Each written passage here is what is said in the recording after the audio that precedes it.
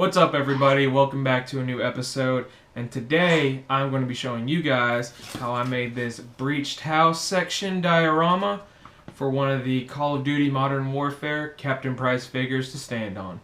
So let's jump right in and have a good time.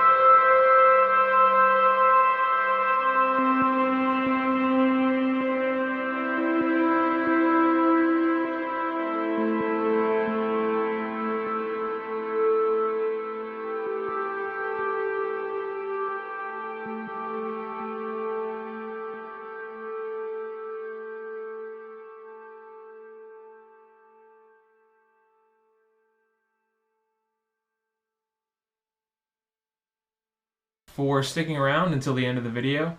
There are links in the description below for ways to help support the channel and help me grow and everything. If you like what you saw and you haven't subscribed yet, make sure you click that subscribe button, give me a thumbs up, and I will see you on the next episode.